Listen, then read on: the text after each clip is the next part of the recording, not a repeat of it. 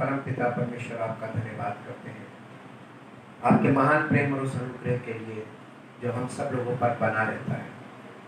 जो लोग आपका धन्यवाद नहीं करते उन पर भी आप करुणा और दया करते हैं, क्योंकि आपके वचन में ऐसा लिखा है। हे परम पिता परमेश्वर, आपकी महिमा अपरंपार है और आपकी सामर्थ्य महान है। आपने हमारे देश को बाकी देशों के मुकाबले में अभी भी बचा के रखा है, क्योंकि आप हमारे देश से, हमारे देश के लोगों से बहुत प्यार करते हैं और आपकी योजनाएं इस देश से और इस देश के लोगों से जुड़ी हुई हैं। चाहते प्रभु अनुग्रह जो हमें मिल रहा है हम इसे अवसर में बदलें और अनुग्रह पर अनुग्रह पाकर आपकी महिमा का कारण बने। आपकी सामर्थ्य हर एक निर्बल के जीवन में प्रकट होती है, क्योंकि आप निर्बल को बल देने वाले परमेश्वर हैं। हम आपका धन्यवाद करते हैं। पवित्र वचनों के द्वारा आपका पवित्र आत्मा हमें चेतना देता है, हमें समझ देता है, ताकि हम उन बातों को समझें जो परमेश्वर हमको समझाना चाहता है। हम आपकी पवित्र आत्मा के लिए भी धन्यवाद करते हैं, पवित्र वचनों के लिए भी धन्यवाद करते हैं और चाहते पिता परमेश्वर हम सबका जीवन केवल और केवल आपकी महिमा का कारण बने। हम उन्नति पाएं ताकि आपका नाम महिमा पाए।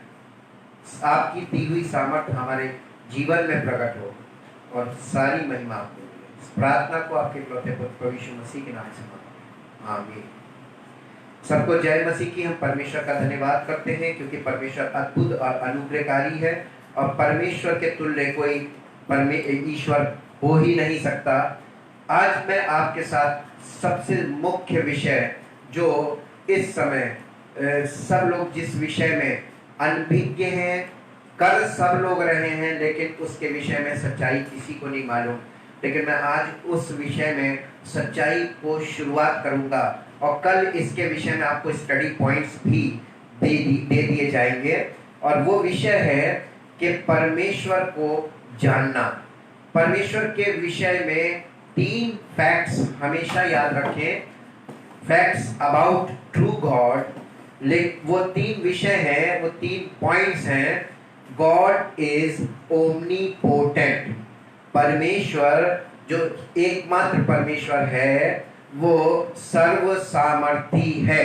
सर्वसामर्थी का मतलब देखेंगे, मेरे साथ निकालिए यशायाह नबी की पुस्तक, उसका 14 अध्याय और उसके 27 पद में इस प्रकार से लिखा हुआ है। यशायाह नबी की पुस्तक उसका 14 अध्याय उसके 27 पद में लिखा है, क्योंकि सेनाओं के यहोवा ने युक्ति की है और कौन उसको टाल सकता है। उसका हाथ बढ़ाया गया है, उसे कौन रोक सकता है। परमेश्वर सर्वसामर्थी है और उससे ज्यादा सामर्थ्य संसार में किसी के पास नहीं है। और दूसरा यशायाह नबी की पुस्तक उसका 43 अध्याय और उसके 13 पद में ये लिखा हुआ है, 3 पद में, उसके 3 पद में लिखा हुआ है, क्योंकि 43 अध्याय के 3 पद में, क्योंकि मैं यहोवा तेरा परमेश्वर हूँ, इज़राइल का पवित्र, मैं तेरा उद्धार करता हूँ। तेरी छुड़ौती में मैं मिस्र को और तेरे बदले कूश और सबा को देता हूँ। मेरी दृष्टि में तू अनमोल और प्रतिष्ठित ठहरा है और मैं तुझसे प्रेम रखता हूँ। इस कारण मैं तेरे बदले मनुष्यों को और तेरे प्राण के बदले में राज्य राज्य के लोगों को दे दूंगा। परमेश्वर यहाँ पर मनुष्य को, परमेश्वर का वचन बता रहा है। ये परमेश्वर की आत्मा के द्वारा भविष्यवक्ता के मुंह से निकला वचन है। ये वो सच्चाई है जो परमेश्वर के विषय में हमको मालूम होनी चाहिए कि वो सर्वसामर्थी है। मत्ती रचित सुसमाचार उसका 19 अध्याय और उसका 26 पद। मत्ती रचित सुसमाचार उसका 19 अध्याय और उसका 26 पद। मत्ती 19:26।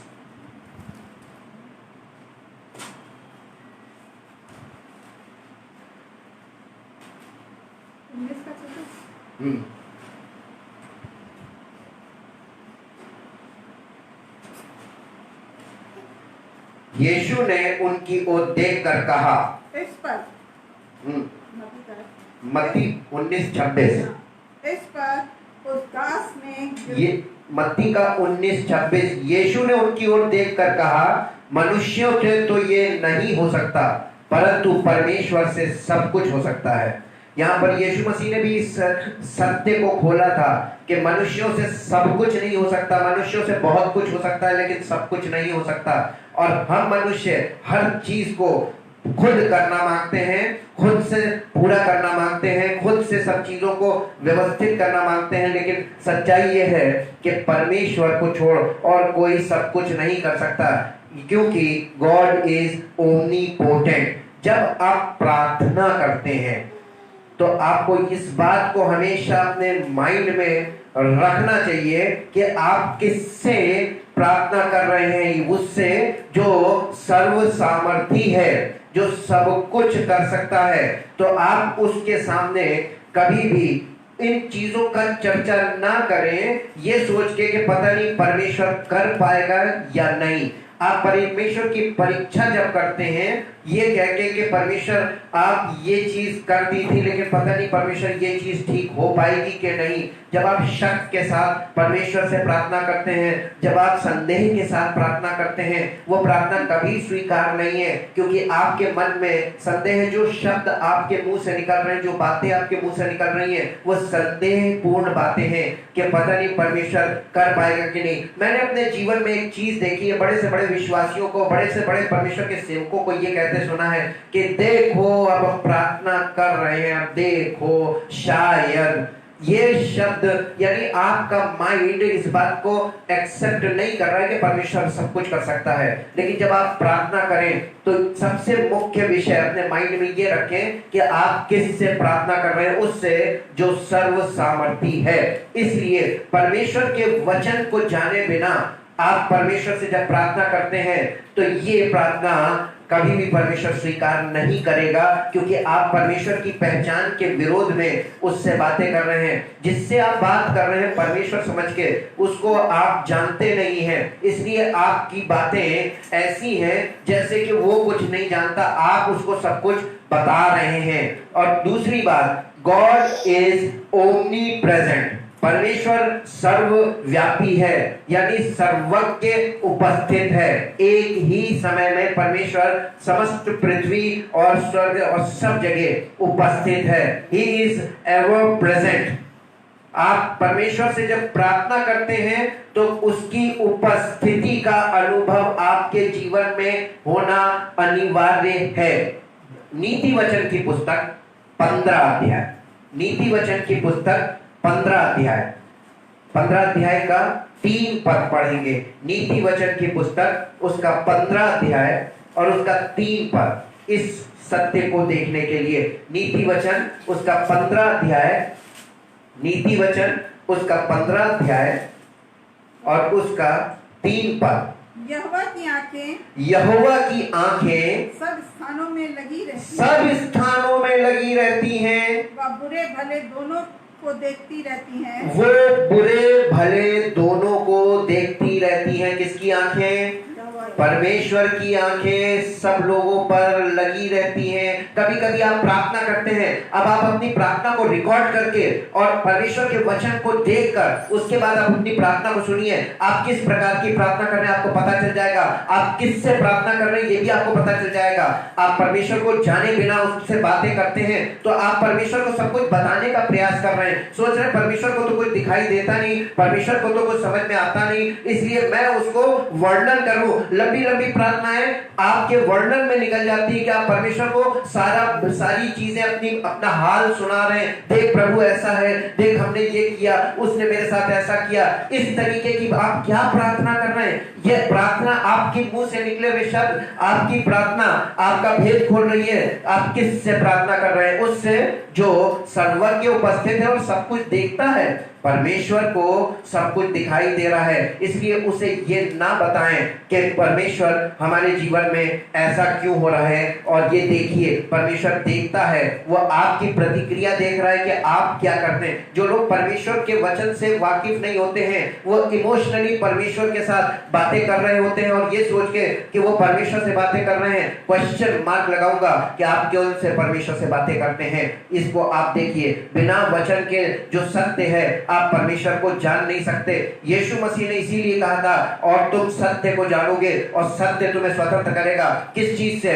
गलत प्रार्थना से स्वतंत्र करेगा। तुम्हें सही प्रार्थना करना आना चाहिए। तुम किससे प्रार्थना कर रहे हो?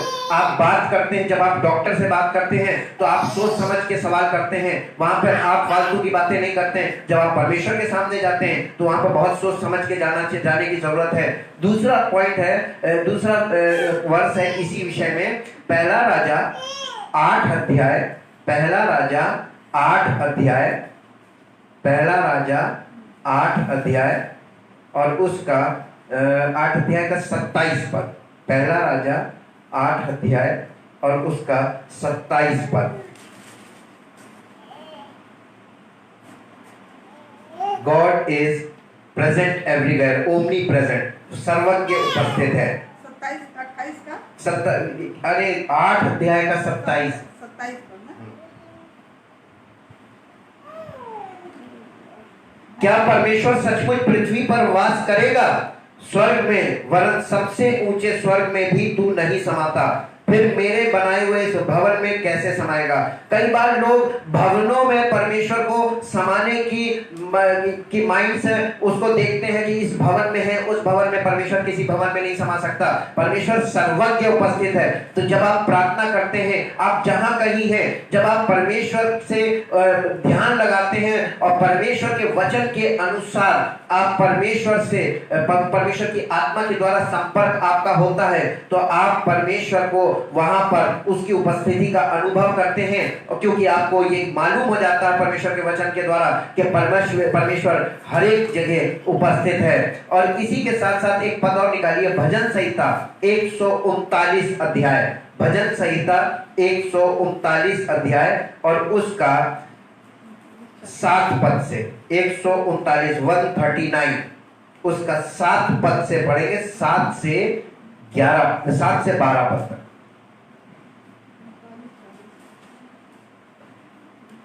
भजन संहिता 139 7 पद से। मैं तेरी आत्मा से भाग कर किधर जाऊं? मैं तेरे आत्मा से भाग कर किधर जाऊं? दाऊद बादशाह ये प्रार्थना कर रहा है कि मैं तेरे आत्मा से भाग कर किधर जाऊं, वहां या तेरे सामने से किधर भागूं? यदि मैं आकाश पर चढ़ूं, यदि मैं आकाश पर चढ़ूं तो तू वहां है, तो तू वहां है। यदि मैं अपना बिछौना अधोलोक में बिछाऊं तो तू भी वहां है, यदि मैं अपना बिछौना अधोलोक में बिछाऊं तो तू वहां भी है, तू वहां भी तू है।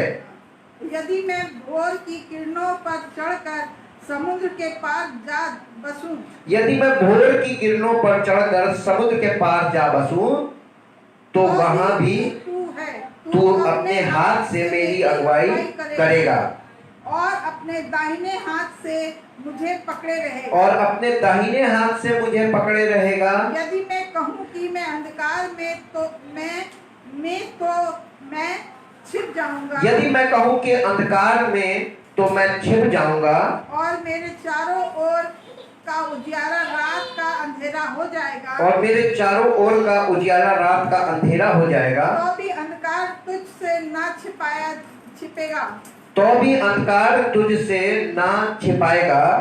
रात तो दिन के तुल्य प्रकाश देगी, रात तो दिन के तुल्य प्रकाश देगी, क्योंकि तेरे लिए अंधियारा और उजियारा दोनों एक ही समान है। परमेश्वर के लिए अंधियारा और उजियारा दोनों एक ही समान है। परमेश्वर के पास अंधकार है नहीं और वो सदैव प्रकाश में रहता है। यहाँ पर उसका ओमनी प्रेजेंट क्लियर है।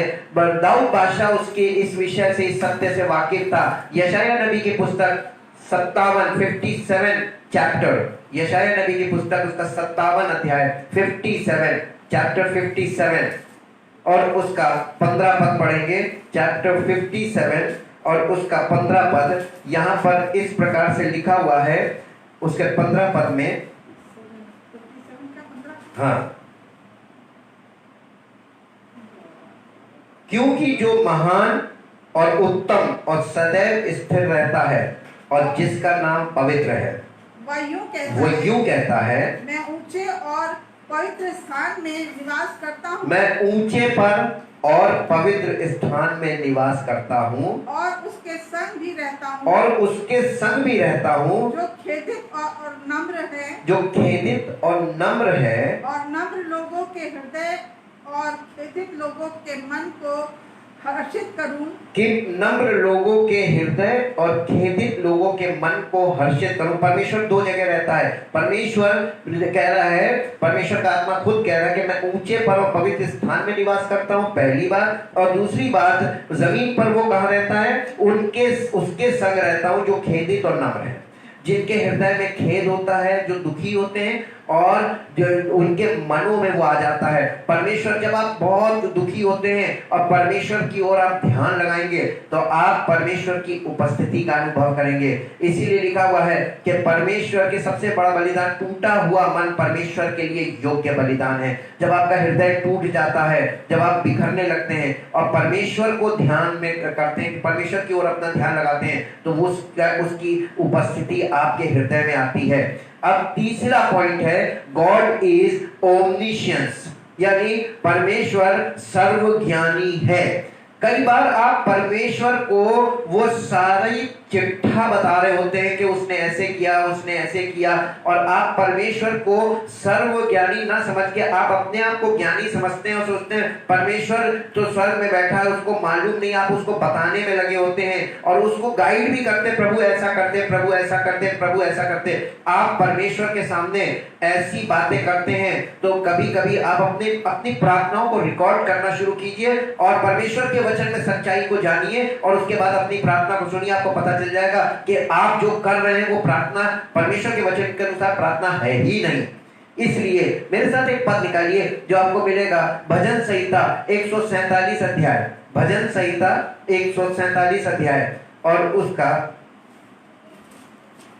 147 अध्याय और उसका 3 पद फिर से पढ़िए। 147 अध्याय और उसका 3 पद।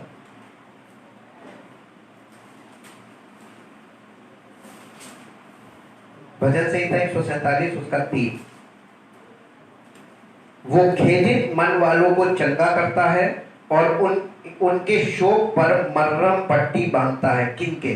परमेश्वर। आप परमेश्वर को पुकारते तो बाद में परमेश्वर पहले ही आपके लिए कुछ कर देता है। आप जब आप खेदित मन, आपके मन में खेद आता, इसका 4 और 5 2 पद और पढ़े। वो तारों को गिनता है। वो तारों को कौन? परमेश्वर। वो सर्वज्ञानी है, आप तारों को नहीं गिन पाएंगे। कभी भी आप परमेश्वर के सामने ये सोच के मत जाइए कि परमेश्वर को कुछ नहीं मालूम है, वो आपसे ज्यादा जानता है। साइंस को भी इतना नहीं मालूम जितना परमेश्वर को मालूम है। वो ब्रह्मांड का रचने वाला है, उसकी नॉलेज के आगे मनुष्य कहीं टिकता नहीं, मनुष्य का विज्ञान ज्ञान कहीं नहीं टिकता है। इस नजरिए से आप जब परमेश्वर को देखेंगे, वो तारों को गिनता और उनमें से एक एक का नाम रखता है, और उनमें से एक एक तारे का नाम रखता है। हमारा प्रभु महान और अति सामर्थी है। हमारा प्रभु महान और अति सामर्थी है। उसकी बुद्धि अपरंपार है। उसकी बुद्धि अपरंपार है। यहोवा नम्र लोगों को संभालता है। यहोवा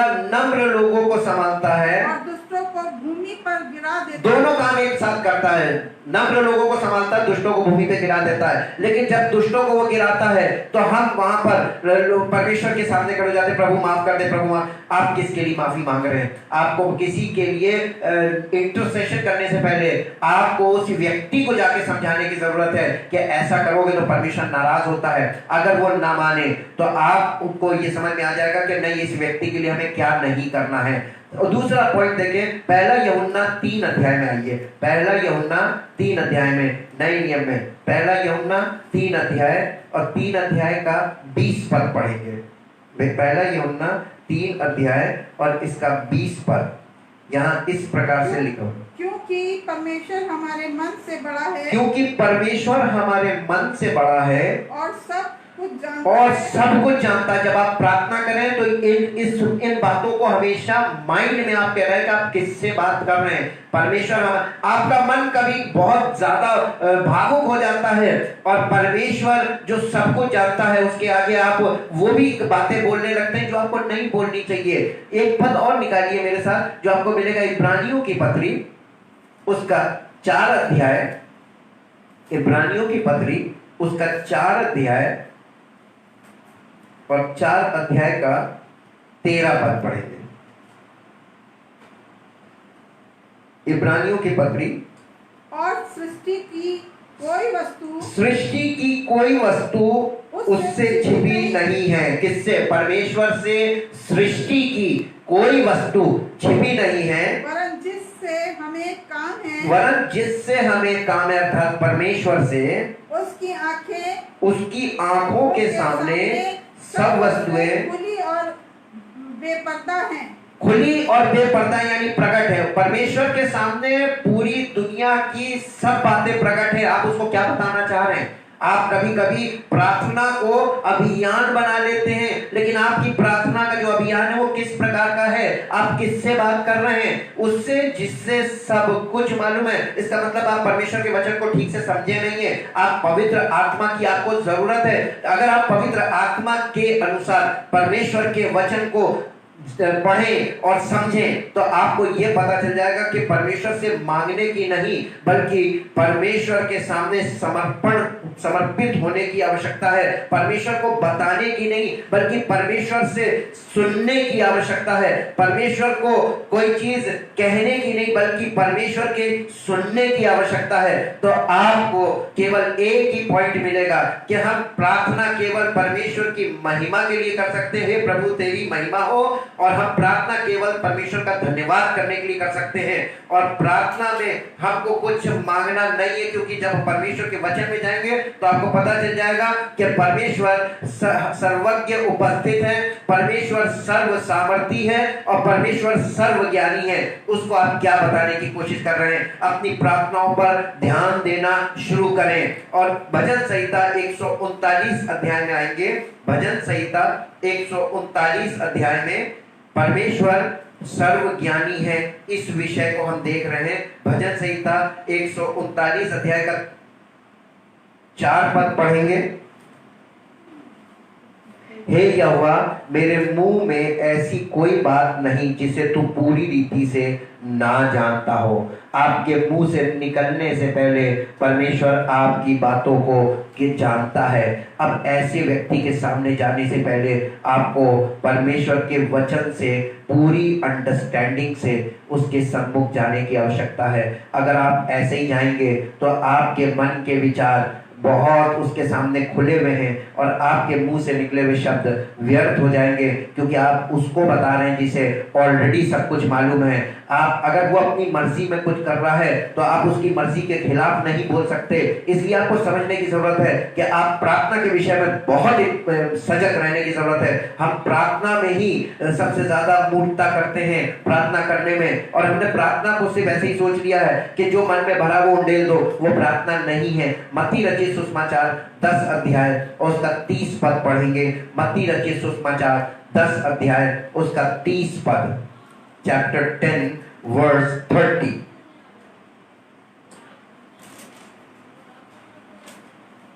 10 अध्याय का 30 पद।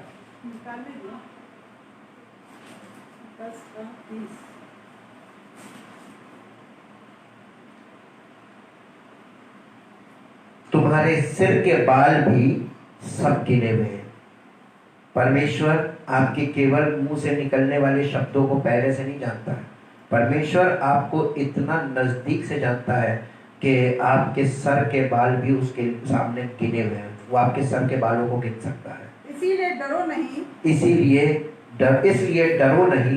तुम बहुत गौरैयों से बढ़कर हो। तुम बहुत गौरैयों से बढ़कर हो। यीशु मसीह यहाँ पर चिंता के विषय में लोगों को, अपने चेलों को बता रहे थे कि तुम चिंता करके ये मत कहना क्या खाएंगे, क्या पिएंगे, कहाँ रहेंगे। इसका मतलब यीशु मसीह ये बता रहे थे कि परमेश्वर जो सर्वज्ञ उपस्थित है, सर्वज्ञानी है, सर्वव्यापी है और सर्व सामर्थी है, वो सब कुछ कर सकता है और करेगा। तुम्हें अपने आप को चेक करने की जरूरत है। परमेश्वर तुम्हारे जीवन में काम क्यों नहीं कर रहा है? क्योंकि तुम कुछ गलत कर रहे हो। प्रार्थना के विषय में मत्ती रचित सुसमाचार मेरे साथ निकाले। प्रार्थना के विषय में यीशु मसीह ने इसीलिए कुछ सत्य बताए थे। उन सत्यों को अब आप यहाँ पर देखिए। 6 अध्याय मत्ती रचित सुसमाचार 6 अध्याय। प्रार्थना क्या करनी चाहिए, ये इससे ज्यादा जरूरी है कि प्रार्थना कैसे करनी चाहिए, और क्योंकि आप किससे प्रार्थना करने जा रहे हैं। सबसे पहले आपको ये तय करना है कि आप प्रार्थना किससे कर रहे हैं। जिसे आप जानते हैं उससे या जिसे आप नहीं जानते हैं उससे। परमेश्वर से प्रार्थना दुनिया के लोग कर रहे हैं, लेकिन वो किस परमेश्वर से कर रहे हैं? वचन हमको बताता है, वचन से सच्चाई मिलती है कि प्रार्थना तो दुनिया में सब लोग कर रहे हैं, लेकिन सबकी प्रार्थनाओं को इसलिए नहीं सुना जा रहा है क्योंकि सब लोग अपने मन की बातें कर रहे हैं परमेश्वर से, और परमेश्वर को कोई नहीं जानता। जो जान जाता है वो इस तरीके की प्रार्थना नहीं करेगा, जैसा यीशु मसीह बता रहे हैं 6 अध्याय और उसके 5 पद से पढ़ेंगे। मत्ती 6:5, जब तू प्रार्थना करे तो कपटियों के समान ना करे। कपटियों का मतलब क्या होता है? कपटी लोग प्रार्थना सब कर रहे हैं। अब आपको अपनी प्रार्थना को रिकॉर्ड करके चेक करना चाहिए। यह अपने आप को जांचने का एक तरीका है कि आप किसकी तरह प्रार्थना कर रहे हैं।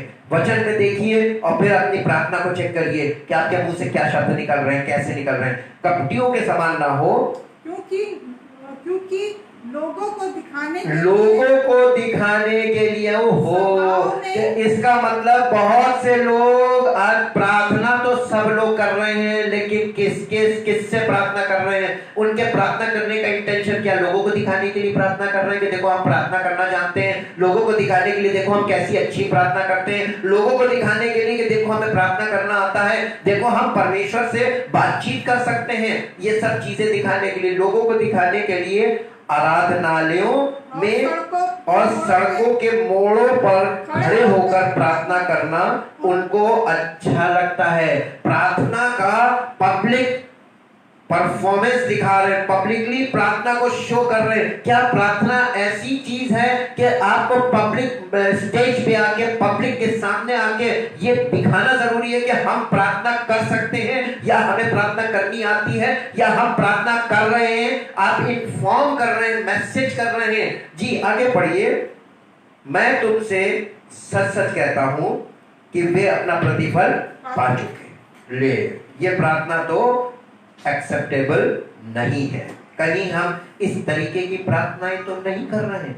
आगे बढ़िए 6ठा पद। परंतु जब तुम प्रार्थना जब तुम प्रार्थना करो व्यक्तिगत तौर पे, तो अपनी कोठरी में जाओ, अपनी कोठरी में जाओ, गुप्त में जाओ और द्वार बंद करके। इसका मतलब जब तुम प्रार्थना करो तो किसी को पता ना चले कि तुमने प्रार्थना की भी या नहीं, तुम प्रार्थना करते भी हो या नहीं, तुमको कोई प्रार्थना करते ना देखे, ऐसे स्थान में जाके प्रार्थना करो। जी, अपने पिता से जो गुप्त में है प्रार्थना कर। आप एक कॉमन सेंस से सोचिए कि अगर आपको अपने परिवार के नियरेस्ट वन से जब बात करनी होती है तो आप पब्लिक में खड़े होकर सारी बातें सबके सामने कर सकते हैं? नहीं, हम किनारे चले जाते हैं और हम अपने खास लोगों से जब बात करते हैं तो बिल्कुल अलग हट जाते हैं और अलग जाकर हम उससे बातचीत करते हैं। तो आप अपने पिता से सबके लोगों के सामने कैसे बात कर सकते हैं? परमेश्वर से बातचीत करना, प्रार्थना का मतलब होता है communication between God and man, मनुष्य का परमेश्वर के साथ बातचीत करना। देखिए मनुष्य किस परमेश्वर से बातचीत कर रहा है, पहला पॉइंट ये निकलता है, और क्या बातचीत कर रहा है दूसरा पॉइंट, और कैसे बातचीत कर रहा है तीसरा पॉइंट। आप अपने परमेश्वर के कितना नजदीक है, आप उसके स्वभाव से कितना वाकिफ हैं, आपको कितना मालूम है कि परमेश्वर को क्या क्या चीजें मालूम है, परमेश्वर कितना ज्ञानी है, परमेश्वर कितना सामर्थी है, और परमेश्वर कहां कहां उपस्थित रहता है। ये 3 मेजर पॉइंट्स हैं, ये आपके माइंड में हमेशा रहने चाहिए। अगर ये रहेंगे तो आपको ये मालूम हो जाएगा कि हमको प्रार्थना कैसे करनी चाहिए, क्योंकि आप परमेश्वर की सच्चाई जान गए हैं तो आप उसका धन्यवाद ही केवल करेंगे।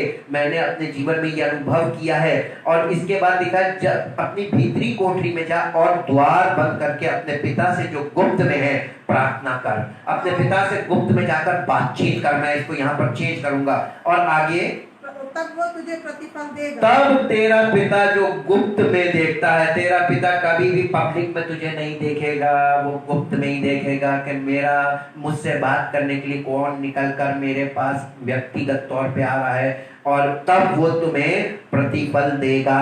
और आगे क्या लिखा है? प्रार्थना करते समय समय अन्य जातियों के समान बक बक मत करो। इसका मतलब अन्य जाति भी प्रार्थना करती है, कर रही है और बहुत ज्यादा कर रही है, लेकिन उनकी प्रार्थना को यीशु मसीह क्या बता रहे हैं? कहीं हम भी वैसी प्रार्थना तो नहीं करते, क्योंकि हम भी अन्य जाति ही है। हम परमेश्वर के इकलौते पुत्र प्रभु यीशु मसीह पर विश्वास करके परमेश्वर के विश्वासी बनते हैं। हमारा संबंध प्रभु यीशु मसीह के द्वारा पिता से होता है। इसीलिए लिखा है, जितनों ने उस पर यानी यीशु मसीह पर विश्वास किया, यीशु मसीह ने उन्हें परमेश्वर की संतान होने का अधिकार दिया, लेकिन साथ ही उसने हमें पवित्र आत्मा दिया, ताकि पवित्र आत्मा हमको ये सच्चाई बताए कि हमें ट्रेडिशनली प्रार्थना नहीं करनी चाहिए, बल्कि हमें सिंसियरिटी होनी चाहिए। हमें परमेश्वर के बारे में पूर्ण जानकारी होनी चाहिए कि हम परमेश्वर से बातचीत कर रहे हैं। प्रार्थना कोई ऐसी चीज नहीं है जिसके लिए आपको अपनी आवाज चेंज करने की जरूरत है, जिसके लिए आपको तैयारी करने की जरूरत है। आपके हृदय में जो होता है और वही आपके मुंह से निकलता है और वही प्रार्थना बन जाता है। यीशु मसीह के जीवन को अगर आप देखें, जब वो सेवकाई कर रहा था, यीशु मसीह ने पब्लिकली कहीं कोई प्रार्थना नहीं की। वो केवल परमेश्वर की सामर्थ में होकर सामर्थ के काम करता था, क्योंकि वो आत्मा के अभिषेक में चलता था। लेकिन वो व्यक्तिगत तौर पे एकांत में जाकर अपने पिता से बातें करता था। पवित्र आत्मा से भरा हुआ जीवन ऐसा होना चाहिए जैसा यीशु मसीह के आप जीवन को देखते हैं। और अगर ऐसा नहीं है तो कहीं कुछ सर्किट में प्रॉब्लम है। और आगे लिखा है कि इसलिए तुम उनके समान ना बनो, क्योंकि तुम्हारा पिता तुम्हारे मांगने से पहले ही जानता है कि तुम्हारी क्या क्या आवश्यकता है। अब लीजिए, यहाँ पर तो उसने सारी चीजों को मांगने के लिए फुल स्टॉप लगा दिया, क्योंकि उसने आपको बता दिया, सच्चाई बता दी कि गॉड इज ओमनिशियंस, वो सर्वज्ञानी है। वो तुम्हारे मांगने से पहले जानता है कि तुम्हारी क्या क्या आवश्यकताएं हैं। आपको विश्वास करना है कि परमेश्वर हमारी आवश्यकताओं को पूरा करने में सामर्थी है, और तब आप परमेश्वर से मांगेंगे नहीं, बल्कि केवल धन्यवाद करेंगे। प्रभु, जो आपने दिया है आपका धन्यवाद, जो मिल गया उसका धन्यवाद कीजिए, और जो नहीं मिला उसके लिए विश्वास रखिए। परमेश्वर के समय समय पर आपके जीवन में सब कुछ पूर्ण करेगा। लास्ट में मैं आपके साथ एक बहुत मुख्य इसी विषय के से संबंधित मुख्य बात शेयर करूंगा, जो आपको मिलेगी सबोपदेशक की पुस्तक में आए। सबोपदेशक की पुस्तक जो छोटी सी पुस्तक है, थोड़ा मुश्किल से मिलती है। सबोपदेशक की पुस्तक, उसका अध्याय है 5 अध्याय, और उसके पहले पद से पढ़ेंगे। सबोपदेशक 5 अध्याय। यहाँ पर इन सब बातों के लिए थोड़ा सा पुराने नियम के स्तर पे ये बात लिखी हुई है। व्यवस्था के अनुसार जब परमेश्वर की उपस्थिति में लोग जाते थे, उस हिसाब से लिखी हुई है। मंदिर के विषय में यहाँ पर लिखा है, जब तू परमेश्वर के भवन में जाए। परमेश्वर का भवन का मतलब होता है जब तुम परमेश्वर की उपस्थिति में जाओ, असेंबली में जाओ, जब तुम मंडली में जाओ, जब तुम सभा में जाओ। परमेश्वर की सभा में जब हम जाते हैं, वही परमेश्वर का भवन है। तब सावधानी से चलना, सुनने के लिए समीप जाना मूर्खों के बलिदान चढ़ाने से उत्तम है। कई बार हम परमेश्वर के वचन के सुनने में कच्चे होते हैं, लेकिन हम बोलने में बहुत उतावली करते हैं। तो वह हम प्रार्थना कर रहे हैं, आज के हिसाब से बलिदान चढ़ा रहे हैं। हम परमेश्वर को क्या बलिदान चढ़ा रहे हैं? मूर्खों का बलिदान चढ़ाना। मूर्खों के बलिदान चढ़ाने से उत्तम है कि परमेश्वर के वचन को ध्यान से सुनना और समझना। यहाँ पे कहने का तात्पर्य ये है, क्योंकि वे नहीं जानते कि वे बुरा करते हैं। कई बार हम प्रार्थना कर रहे हैं, लेकिन हमें ये नहीं मालूम है कि हम गलत कर रहे हैं। आपको कभी नहीं पता चलेगा। कोई व्यक्ति आपको इस विषय में टोकेगा नहीं, कोई व्यक्ति आपको इस विषय में कुछ बोलेगा नहीं, क्योंकि लोग इन सब चीजों में बोलने और टोकने से इसलिए डरते हैं कि कहीं ऐसा हो कि इनको बुरा लग जाए। ये विषय है, झगड़े का विषय बन सकता है। आगे लिखा हुआ है, बातें करने में उतावली ना करना। यानी जब आप प्रार्थना करते हैं, उतावली के साथ प्रार्थना कर रहे हैं, उतावली नहीं करनी चाहिए। पहले आपको परमेश्वर को जानने की, उसके स्वभाव को समझने की जरूरत है। कहीं वो हम गलती तो नहीं करेंगे उससे, और ना अपने मन से कोई बात उतावली में परमेश्वर के सामने निकालना। प्रार्थना करने के विषय में बहुत महत्वपूर्ण चीज है। और क्योंकि परमेश्वर स्वर्ग में हो, तू पृथ्वी पर है, इसलिए तेरे वचन थोड़े ही हो। मैं परमेश्वर का बहुत धन्यवाद करता हूँ।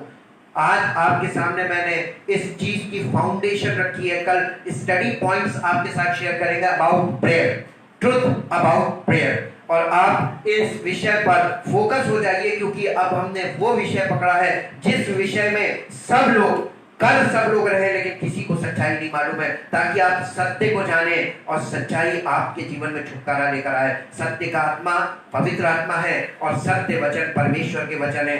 ये वचन के द्वारा पवित्र आत्मा आपको सच्चाई बताएगा और वो सच्चाई आपकी जिंदगी में छुटकारे का काम करेगी। आइए हम परमेश्वर का धन्यवाद करते हैं, क्योंकि वो महान है। परमपिता परमेश्वर, हम आपका हृदय से धन्यवाद करते हैं, क्योंकि मनुष्य अज्ञानता से भरा हुआ है, लेकिन पवित्र आत्मा हमें इसीलिए दिया गया है ताकि वो हमारे मन की आंखों को ज्योतिर्मय करें, और जिन बातों में हम गलतियां कर रहे हैं और गलती पे गलती कर रहे हैं और करते चले जा रहे हैं, प्रभु गलती करना गलत बात नहीं है, ये इंसानी स्वभाव है, लेकिन गलती करते चले जाना ये पाप है। हम बहुत धन्यवाद करते प्रभु कि हमसे गलतियां तो होती हैं, लेकिन पवित्र आत्मा हमें करेक्ट करने के लिए हमें सत्य देता है, और जब हम करेक्ट कर लेते हैं तो हम परमेश्वर के बच्चे बन जाते हैं और हम सच्चाई के मार्ग में चलते हैं, तो परमेश्वर से प्रतिफल पाते हैं और हमारा जीवन उसकी महिमा का कारण बनता है। हम धन्यवाद करते हैं पवित्र आत्मा के लिए, पवित्र वचनों के लिए, और चाहते प्रभु जितने लोग आपके वचन को और इस मैसेज को सुने, पवित्र आत्मा उनके हृदय में अद्भुत तरीके से कार्य करे और सारी महिमा आपको मिले और उनका जीवन भी आपकी महिमा का कारण बने। यीशु मसीह के नाम से मांगते हैं, आमीन। परमेश्वर आपको आशीष दे।